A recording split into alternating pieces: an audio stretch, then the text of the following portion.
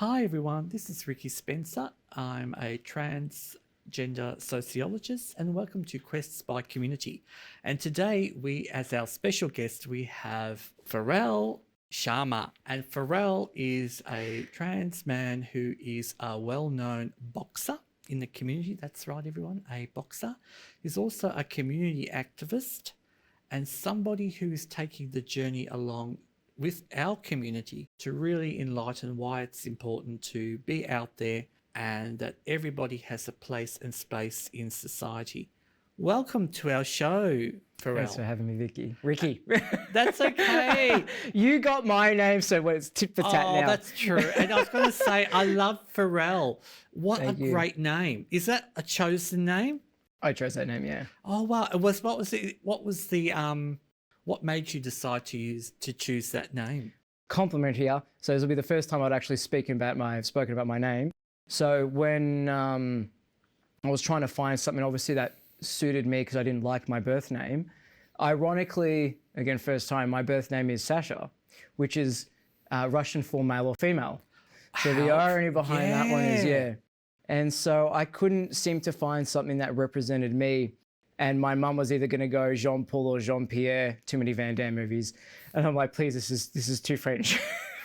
So I remember just watching a lot of movies, and I wanted to become a music producer myself, and Pharrell Williams was quite popular for that space. So I thought Pharrell, and I just thought, yeah. And then I'd ask, my mum what she thought, and she was like, you look like a Pharrell. Well, you do. And I just thought, when I first saw you online, and I thought, oh, that's a fascinating person, Pharrell. So going back with that, Pharrell, let's now take it all the way back to you as a young boy. What was it like for you growing up? Tormenting.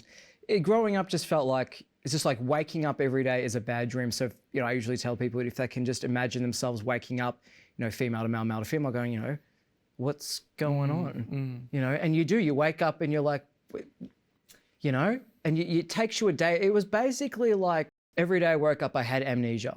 I'd wake up and go, what's going on again? And then I'd go out and I'd see boys and be like, why aren't I wearing that? Why are you calling me she? And it would take me a whole day to process. And then the next day it would be the same thing again. And it became mind tormenting. And it was just a long, long time of that. But up until obviously the age of 5, which was the youngest I could remember, is when I just knew something's not right. And that would then continue to 6, 7, 8, 9, 10, and then so on and so forth until I probably could speak up in a way that my mum could understand. What are you trying to tell me? Because being in a European family, it's, you pretty much, your life's set for you. You have no say. You grew up obviously in a time where there was television and internet. Was there a moment when that said, oh my God, that's me? No, I just knew. I just knew I'm in the wrong body and I'm supposed to be a man, and why, no amount of wishing was going to help me wake up being, biologically a man. So that was, I think, the saddest part was just I couldn't comprehend, especially being a young child. How do you comprehend life as it is when you don't know who you are and you can't change who you are? So that was it was just constantly, and that's how I obviously fell into depression and self-harming and just not wanting to be here anymore. And what was it like when you were growing up, going to school? For many of us, that was so difficult with uniforms. Like, I used to hate my hair because I'd always have to have my hair cut short, which made me feel very depressed. Wearing pants, which made me feel even more depressed. And they were awful colours too. What about for you? Did you go through that experience as well? Primary school, I think they were lenient. Like, the boys and girls didn't have to wear anything different. The girls had the option to have skirts, so I just wore shorts. In high school, though, having to, I think, and I'm pretty sure I think it's still common where the boys will wear grey and the girls were wearing blue. So I wouldn't wear grey, but my pants became more darker toward the grey side. And I remember the teachers knew who I was because when we have our little, I think some interviews or the open day where the parents go down. So my mum had mentioned about me to one of the teachers. And I swear I thought this teacher, because she seemed to take a liking to me, be very supportive. And I'll never forget one day in line when we're supposed to go to a class, that same teacher came up to me and went, "What's up with your pants?" And I'm like, "Oh, because in my mind, I'm like, you said it was okay. You're supporting me. And she's like, no, this isn't okay. You're a girl, not a boy. And the whole class looked at me and I'm like, okay.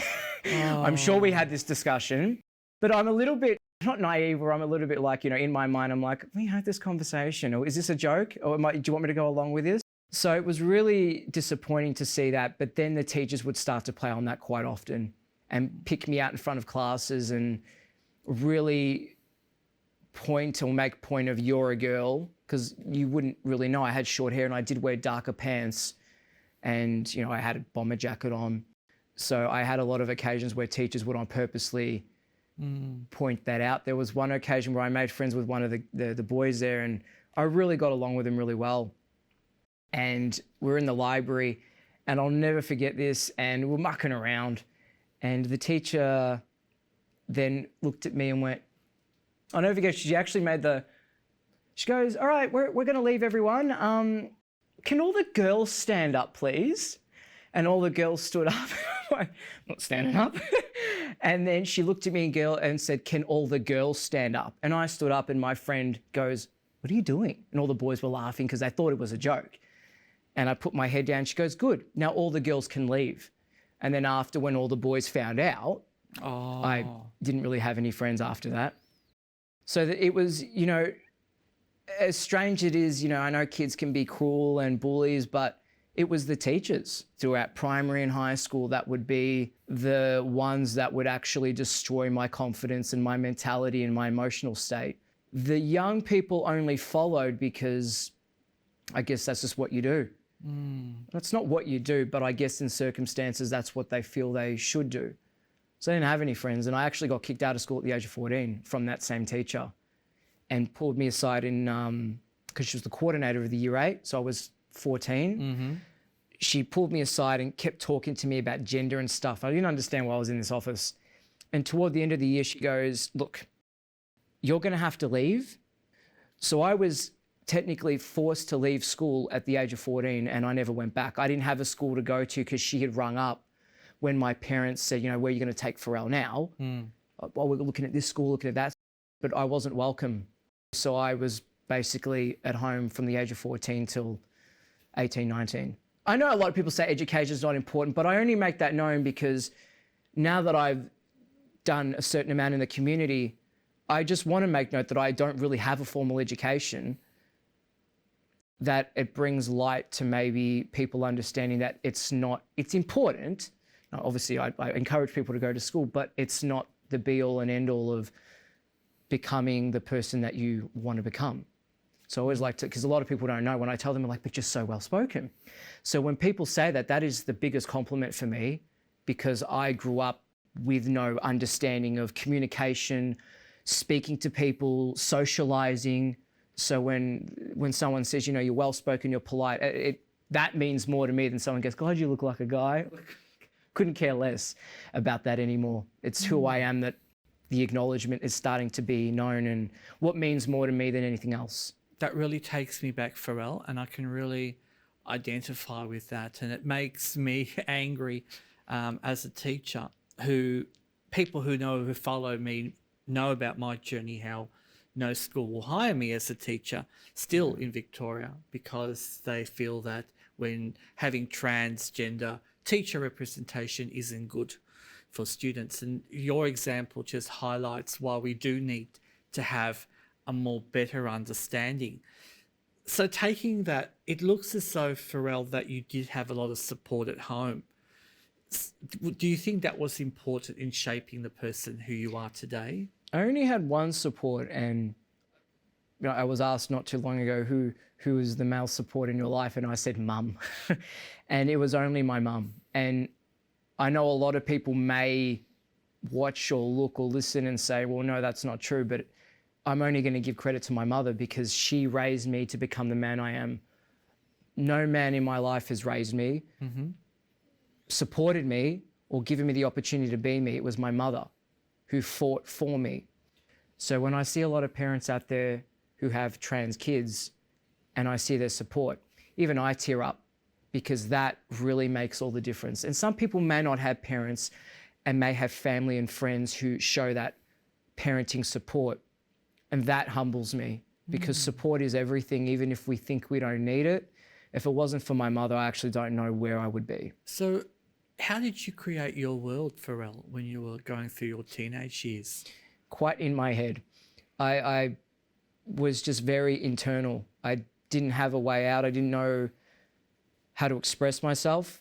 I did write a lot, and that's how I loved music. So I ended up getting a lot of, when my mum bought me a computer, she made my dad buy one, I used to get onto Apple Music and do a lot of my own little music, creativity through loops.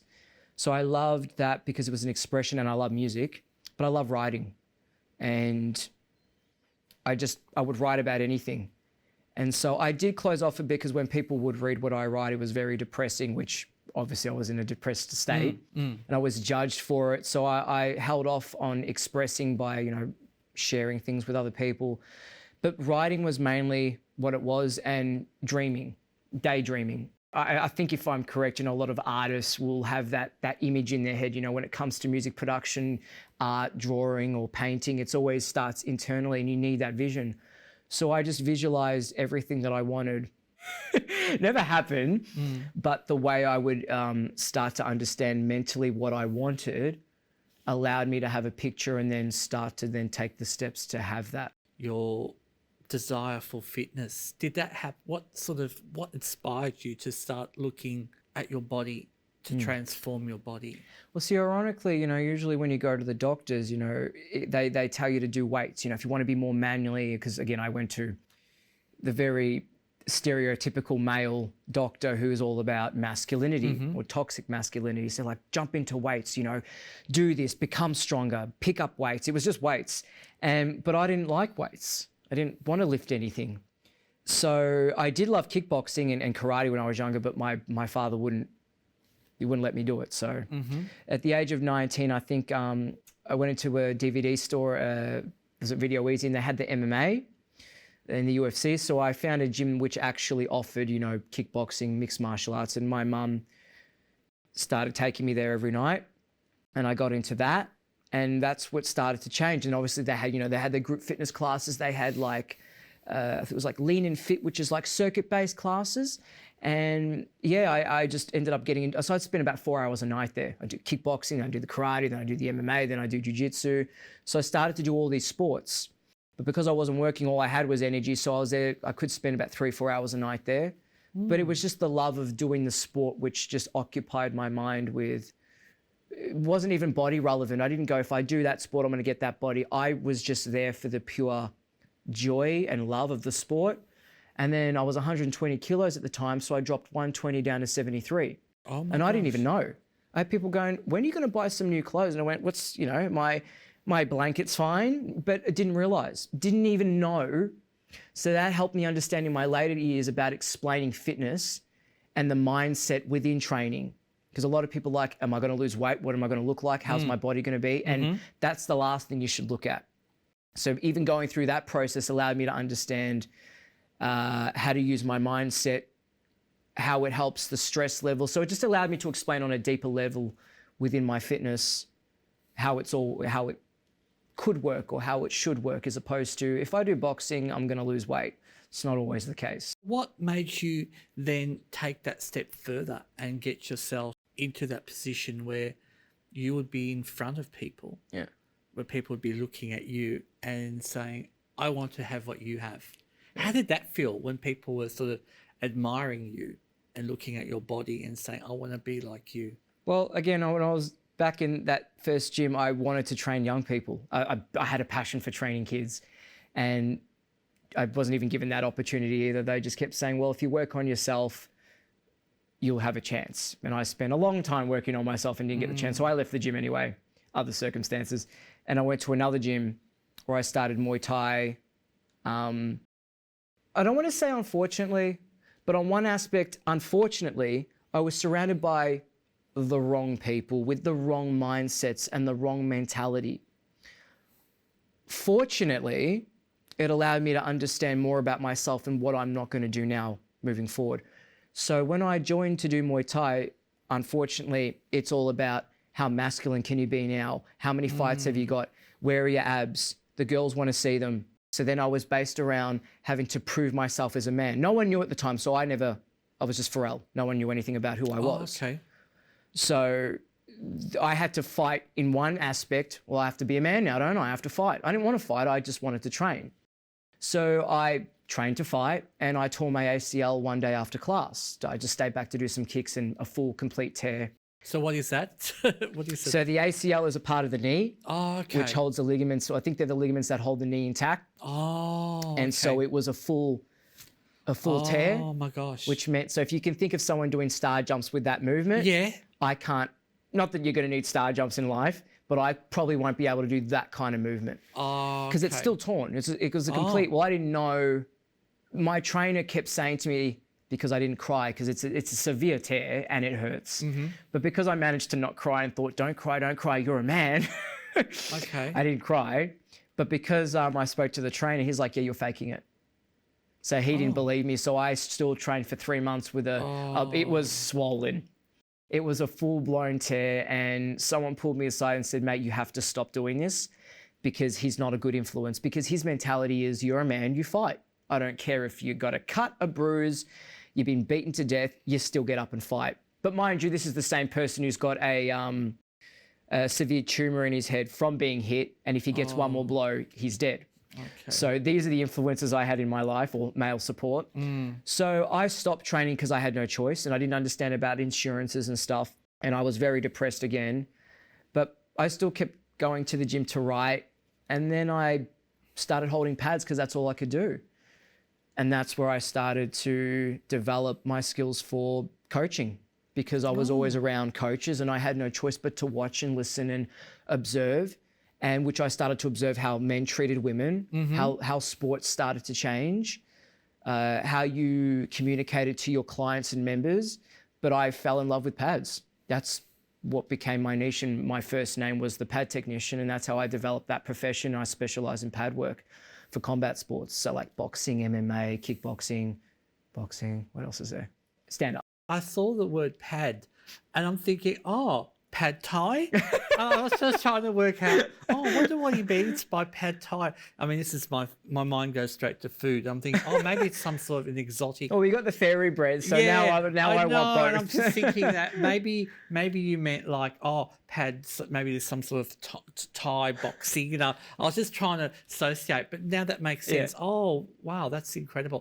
Going on from that, and I just want to then get your opinion now about, we've had a lot of controversy at the moment about trans in sport. Tell us a bit about what you think. What does it mean to you to be allowed to participate in sport? And is it important for us to kind of, why is there such a controversy about it, do you think? Well, you've got the controversy of cheating, you know, because they always look, you know, I don't like to put gender on things, but when the science reality or aspect is man's stronger, bigger than woman, which, all right, I understand. So I always like to make point that I understand if we're speaking of gender, biologically, a man may be perceived as stronger. I don't like to agree, because I always think, so if you're saying a man's stronger than a woman, you've already put her down. But we're saying that, can we turn the tables around and well, women are smarter than men, because I do believe that. And that's why I think women have their own traits that are significantly underrated, that are not seen in the industry. So I always like to make note of that. But in that aspect of things, if you want to sort of cut through, they go, man is stronger than woman. So if a man transitions into a woman transitions to a man, you've got biologically, you've got the standards and all that. I have not seen stats and facts to prove otherwise. There's too many blank spaces to be filled, yet we're coming up with our own conclusions. And the conclusions have been coming up with from, professionals in Russia. Well, I haven't met them. People in Finland, I haven't seen it. So I haven't seen stats to prove otherwise. To make note of that, if you want to say, female, I always forget, female to male jumping in a male sport, people go, well, you've got the advantage of testosterone. I don't, but okay. But I understand, because men in sports will take steroids to cheat. They'll also take testosterone to cheat. So I always like to play the whole, well, what's stopping a biological man and woman from cheating in the sport, which they already have. But to make the reality of everything, it's more challenging, from my understanding, for a man to transition into a woman because they've developed their muscles. Put gender aside of a man and a woman, it's the skill building. So if I'm, let's just say I'm a biological man, I transition to a woman at my age, I am now a woman. But I've also built up 12 years of boxing expertise within my muscle. So there's nothing to do with I'm a man. I've built up 12 years of masculinity, or not even masculinity, that was wrong of me to say, built up my muscle definition and movement as a man. So if a man does biologically have faster twitch muscle fibers, then I've developed the man side of my muscular system developed as a man. Now I'm transitioning with 12 years behind me. If I was 18 and transitioned without any sports behind me, without any weights behind me, I would say it's more understandable because you don't have anything within the system that's developed within a sport. That's how I like to describe that. Because who are we to say a man is stronger than a woman and a woman is stronger than a man? Have you seen some women in UFC? They will kill you. And that's why I say it's fair.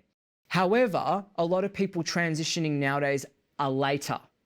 Yes. Which is not a bad thing. However, they've transitioned later with the sport behind them. So they've already developed their sporting expertise, knowledge, and muscular learned behavior within the muscular system. That's what makes it challenging. But we, again, haven't been able to prove, from what my understanding is, to go male to female with no sports behind them versus male to female with sports behind them, what the development is, what's their rate. Again, women to sports is also new. So you're putting a new woman in a sport, let's say like football, and go, we've got a transitioned male to female who's got sports experience behind them. Of course, they may be a little bit faster because they've been doing the sport a lot longer than you. So that's my understanding. And from what my knowledge is, that's what I agree upon, because I am in the sport. I also understand sports. I don't understand football, and soccer, but I understand how my muscles have developed. But I'm also not big. I'm actually quite small. I'm only 68 kilos. And a lot of people wouldn't, because I didn't tell them who I was. God, you're strong. I also have an Italian butt and a half Greek butt. You know what I mean? Like I do have the legs of my family's traits, but I've also developed my boxing skills. But when I say I'm transgender, so that's why you're strong. Yeah, okay, that's why I'm strong. Do you know what I mean? So that's where it becomes controversial. But up until I've said anything, no one would have known. So then why don't they, because I actually offered to put up my hand, can I be, part of research? Can I get that, put upon me? I've also had my testosterone levels checked 3 times and they're in line with a normal, defined normal man's levels. So there is now actually nothing defining me that has an advantage. I can take my testosterone more frequently. And I asked the doctor the other day, I can take it more frequently. It will up my testosterone, but that's cheating. But then a normal man could also take more testosterone to up his levels. That's how people cheat in the sport, because they want to have a natural way of being faster, being quicker, being a harder puncher. So to me, I understand facts, don't not agree, but I want to see facts and I want proven facts. But a lot of people in the industry aren't being inclusive. I had this on another podcast. I said, we talk about inclusiveness, but you're not including people like myself to understand your level, to explain back to the community why this may or may not work. And until something's been proven, I don't think it's fair to say, well, just put them in the right. Well, no, you're just excluding and you're just moving the problem to a different area. How about assistance, support, and help us? And I think I was told I can't, I'm not too 100% sure, that I was told the rugby have a system, or trying to put a system in place where if you are transgender, they put you through a series of tests or blood tests to go, well, their levels are the same, they can now play. I think that's amazing, because you're giving them the support and understanding through their medical ways to show them on paper, yeah, we can put you in, or this is maybe why we've got to bring the levels down. That's supporting inclusion, and that's not disregarding who we are as people. So I think it's important. Look, at the end of the day, if the stats and everything showed, can't happen and you needed your own sport, all right, I would support that. And I would then try to find a way to continue that. But nothing's been proven. And all of our opinions are coming from stereotypical people, people of cultural beliefs. And when I say culture beliefs, have a strict, no, it's this or that. Culture doesn't have to be like, you're from this country. Cultural beliefs can just be, this is what we know as man and woman. So we're getting our opinions from people who have no understanding. So in my opinion, unless we're included, or getting doctors or PhD people who actually are transgender to give us an understanding or speak our language, well then who are you to exclude us from something you know nothing about? And people do speak with emotion. So when the swimmer came out, it was in a very emotional time. Even I'm like, all right, relax, because it's something that brings up emotion. You're excluding us and you're insulting who we are. It is an emotional state, but can we be more inclusive and be educational as opposed to just, well, here, this paper says X, Y, and Z. I also have a lot of books that say X, Y, and Z, but that's just my opinion. I'm right. I love it. I love it, Pharrell. I love the passion. And one of the things that I wanted to ask you is that as a trans woman myself, in my 50s, I really want to get back into fitness. Is there something like with the work that you do, where can people see you? Like, do you have studio, or because I know that there's many people like myself that are uncomfortable with perhaps seeing a cisgendered trainer, but you seem to be quite open about who you are. Have you ever considered like running training fitness for people from our community? I had a home gym, but I gave that up during COVID. I know there's a few gyms. I know the Pony Club in, I think it's Footscray, could be wrong, which will be on my Instagram. They're non-binary and very inclusive of everyone. Oh, okay. I do, to be honest, I look, if it was up to me, I'd have my own studio again out in the public. At the moment, I'm trying to get back into it again because I had wanted to, do advocacy work. There's a few gyms, so until anything that I can do, like in the meantime, I'm happy to do workshops. I also run self-defense workshops. Oh, yes. So that I do, and that's a bit of kickboxing, and happy to run workshops or go down to certain gyms who are happy to have me to run classes. But in the meantime, what I generally tell people is if you are, non-binary, transgender in the community and you have a gym, let me know so I can promote it out there, so I can tell people these are the places to go to. But in the meantime, I am doing more work within the community to get myself out there, because I like to be around people. I don't want to set myself in one place. I want to be able to bring everyone together. Even if it's a standard boxing gym we're LGBTQ friendly, well then let me know. Do you know what I mean? Like no one really says anything, no one speaks up, and it's like, just put it out there. Because even if you're, conversation's sake, even if it's just a straight biological man or woman, maybe they want to be a part of the community. You don't have to be, in my opinion, in the community to be in a sporting organisation with it, because it shows our support and inclusiveness that way. I think for some of us, it's also that sense of body dysphoria that we feel. Yeah. So I wanted to ask you about that, because for some of us, we're not happy with the way some of our body is. So how does that sort of what can you do to help us in terms of if we were to see someone like you? How do you work with that? Well, in terms of the gender, I generally have the conversation, what is it about your body you don't like? And then I work with it. I tend to usually ask someone, what do they love within sports? Is it tennis? Is it this? Is it that? Because I preferably think or have known that playing a sport that you're happy with brings out the best with your motivation, you're de-stressing, the levels of your stress, knocking back depression because you're doing something that's within your love. If it's just going to the gym, I always recommend classes. Some people like doing boxing, kickboxing, or just your circuit classes, because it automatically, you're working on your cardio, your endurance. You are increasing your muscle anyway, because, you can add more or less weight, etc. So I always tell people to jump into a group setting. I loved my group fitness classes because I would just start talking crap the whole time. But I loved watching people get together. And those who wanted more cardio, I had to make it more cardio, make it more muscular based, strength based, etc. But I usually loved doing all that kind of stuff. So for the people jumping in the community, from the community jumping in for fitness, I tend to ask them what their where their passion lies. If it's not in sport, then jump into a circuit class. That's more friendly to try a bit of everything as opposed to just jumping on weights or cardio only. And Pharrell, I now want to take our conversation to some of your recent areas of work. And recently I read a piece for the ABC News that your experiences of working in the juvenile justice system. And I was just wondering if you'd like to share a little bit about that. Yeah, what was that like you would have worked for the justice system? Did you come out as who you were as a trans man in the job, or did you just thought, well, tell us a little bit about that journey and that experience? I jumped into youth justice because I wanted to make a difference in young people's lives, because I also know what it's like to be bullied and, want to find something. So that's purely why I jumped into that. I only spoke about it because we actually, when we were learning, it was a couple topics about transgenders, and they do get some coming through the system. Oh, okay. And so I'm like, well, I'm transgender. The funny part was no one knew I was who I was. They thought I was actually wanting to become a woman.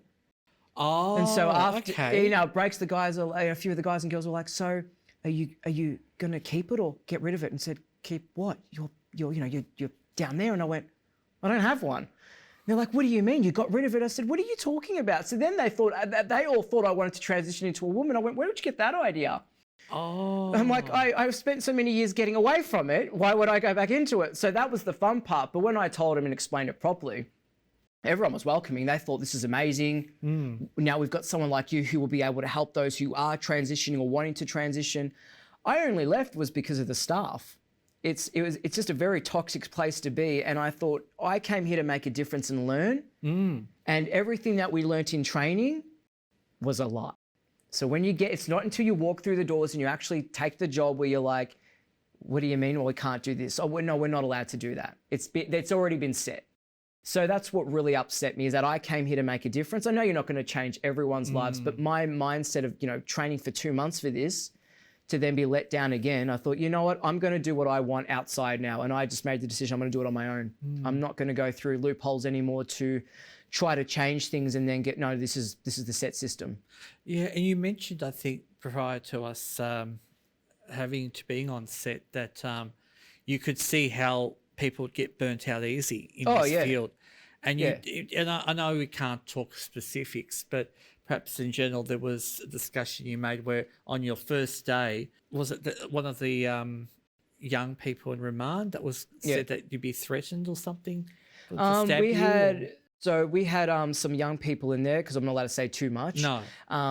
That were in there for a certain crime they committed. Yeah. And one of the staff members from another unit came about from his unit and told these young people that X, Y, and Z is in there. They told them confidential information about another precinct, about them being threatened. And these young people then not only knew information they're not allowed to know, they then said, well, we're going to go get the staff then. We're going to take their keys. You just put me at risk. You put me at a severely big risk. And then later during the day, went in the room, outside at the basketball courts, went and told him again, who the hell do you think you are? And I reported it to management, and they said, nah, he wouldn't do that. He wouldn't do that? I'm not sticking around to have my life put at risk from an adult. I work with adults. These are young people. We are supposed to be role models and setting an example. And if all of our workers are focused on being friends with the young people and giving them ideas that they shouldn't have in their head because they're in there for a certain reason, we're meant to be helping or supporting, and yet all your mindset is on gaining their reputation and being one of them and treating them as if they're an adult, and when I say that is in giving them the information that they're not meant to be receiving, I'd rather work elsewhere. I'd rather not have a job.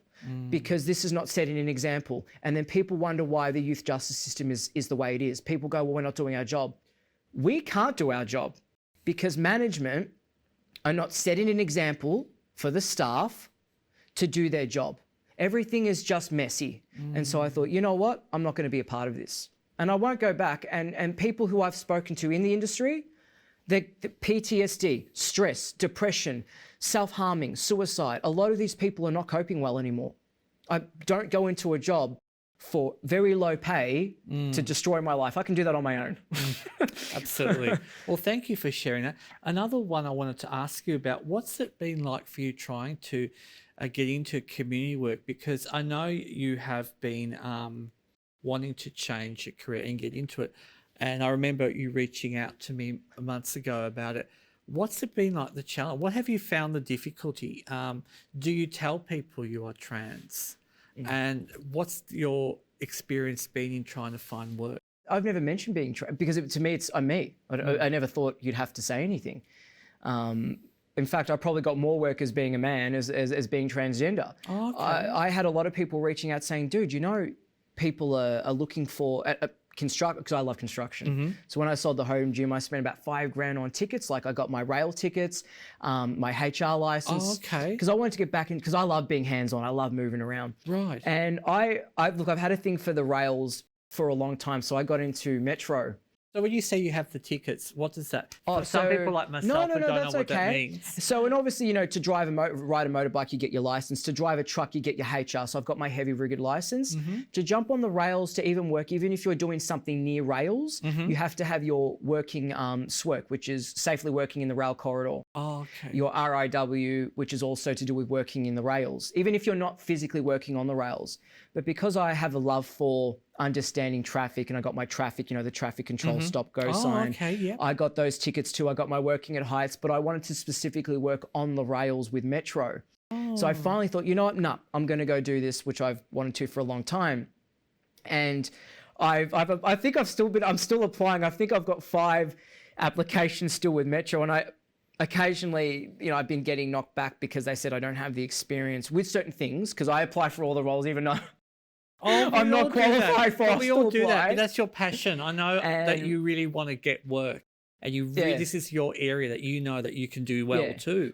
Well, the one that I applied for, which I have a deep passion for, was training others with getting this work. So it's just basically, you know, people come there for the day and you teach them about safely working in the rail corridor. Okay. So it's teaching and educating. That was the role that my heart lies with, because I want to teach, you know, and support. But with that, I wanted to work with Metro, and I know they're very inclusive. Well, I've been told they're very inclusive of people like myself. But with that, I was also hoping to, down the track, obtain that ticket so then I can maybe promote it for LGBTQ. You know, can I run teaching white cards, teaching, you know, construction? Absolutely. Because I know there's a lot of transgenders like myself who want to get into labour. And so if I can teach them how to get it. Be a great role model. Yeah. And then I've got the ticket. I'm working with a well-known company who are very inclusive, and I can then be a role model for the company to then help. So it's not just to get that job for myself, it's to get my foot in the door to then help the community. So I always do this for myself to then help everyone else, because I know how hard it is. But to have someone who can go, and because I love speaking and educating, and I'd like to think I'm very cluey with how I speak to people and helping, you know, culturally, you know, diverse linguistic, cultural backgrounds, people who don't know how to, you know, I've got a very unique listening skill set where I like to listen physically, literally, as opposed to watching. So I'm very adaptable. So if people talk, I tend to do that because I'm literally listening, because then I'll envision in my mind what they're doing. It allows me to learn differently. Okay, that's fascinating. So going on with that too, I just noticed you got really lovely tattoos. Can you tell us a bit about the story about your tattoos, your hand ones to start off? Because it's very eye-catching. Yeah. So I went to Hawaii because I was, a friend of mine said the Hawaiians looked at transgenders as a third spirit. You're very enlightened that you're able to embody both masculine femininity. So I went there to get the first one done, which was my neck. That in the Polynesian culture, not all of them, Polynesian history, depending on where the markings are, represents something. So the hands represent the physical tools, your work. And because of my pad holding, and that's what I'm passionate about and was my specialty, I got the marking on my hand, which the left side is more feminine and the right side is masculine. Okay. So each side of the markings will be feminine, masculine. And I can't pull it down because I got the microphone there. I've got one along the collarbone, which represents face front of who I am and me accepting it. For me, accepting who I am, being born female into a male. The ones on my neck represent the spiritual enlightenment closest to heaven or whatever we believe in. The ones along my shin are the grounding and being close to earth. And the one that I'm most passionate about, I can't pull it up, is I've got a Native American Indian on my right side, where he transitions into is a man, but transitioning into a woman transitioning into a man. So it's always about balance. And the Polynesian culture, so the Cook Island, I've got Cook Islander tattoos, Samoan tattoos, Maori tattoos, all represent the markings of my life. But I respect their culture because they're very family, and it's all about the warriors and where they came from, and looking up with, manu is that Maori term for spiritual enlightenment, and kumu is the foundation of who you are as a teacher. So it all has to do with who I am in my transition throughout life and the spiritual representation of who I am today. I just love it. And it shows just how much you are grounded as a human being. You are wonderful. And it's been an absolute pleasure to speak with Pharrell today. We hope you'll come back to us again, because we want to have you on again to really talk about self-defense. It's a passionate area of mine about how we can protect ourselves and skills, especially for our trans and gender diverse community. So thank you everyone for listening. You're signing off, Ricki Spencer. Have a beautiful weekend and take care.